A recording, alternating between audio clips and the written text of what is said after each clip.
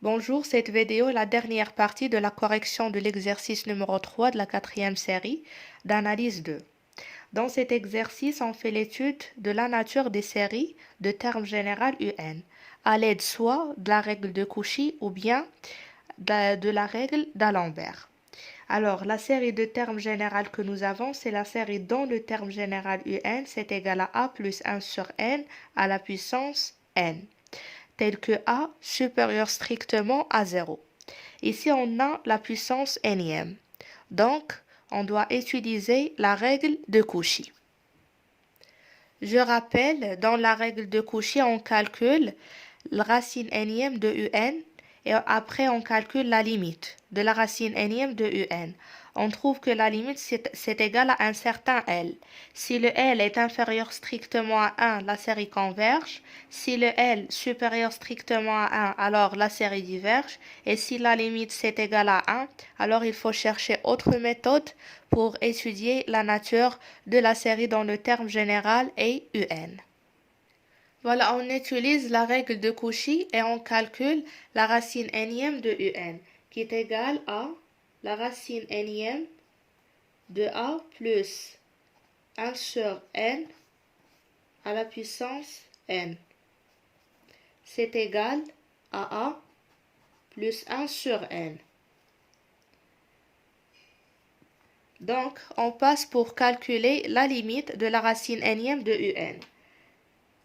La limite au voisinage de plus l'infini de la racine nème de un, c'est égal à la limite au voisinage de plus l'infini de a plus 1 sur n.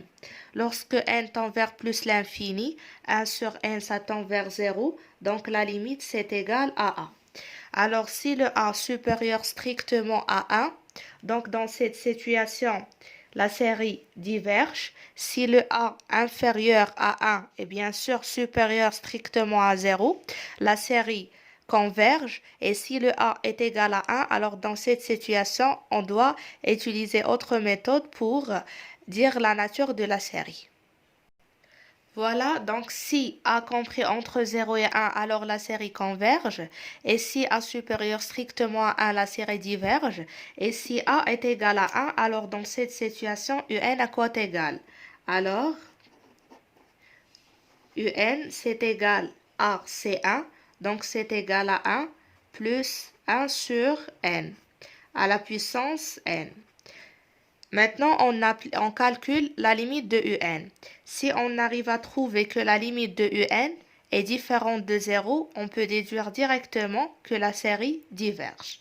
Alors, on calcule la limite de un. On a la limite de un au voisinage de plus l'infini, c'est égal à la limite de 1 plus 1 sur n à la puissance n. C'est égal, comme on a vu dans le premier exemple, ou bien dans la première partie de cet exercice, c'est égal à la limite de l'exponentielle de n fois ln de 1 plus 1 sur n. Et on sait très bien que ici, ln, n fois, j'écris ici n fois ln de 1 plus 1 sur n, c'est égal à ln de 1 plus 1 sur n, le tout sur 1 sur n. Ici, 1 sur n, ça tend vers 0. Donc, si on pose x est égal à 1 sur n, alors, quand n tend vers plus l'infini, voilà, quand n tend vers plus l'infini, le x tend vers 0. Alors, la limite, on sait très bien que la limite de ln de 1 plus x sur x, quand x tend vers 0, c'est égal à 1. Alors, la limite de l'exponentielle de n, ln de 1 plus 1 sur n, c'est égal à 1, ce qui veut dire que la limite de un, c'est égal à l'exponentielle. L'exponentielle est différente de 0, alors la série diverge. Donc, on peut conclure que si A est supérieur ou égal à 1, alors la série diverge et si le A est compris entre 0 et 1, la série converge.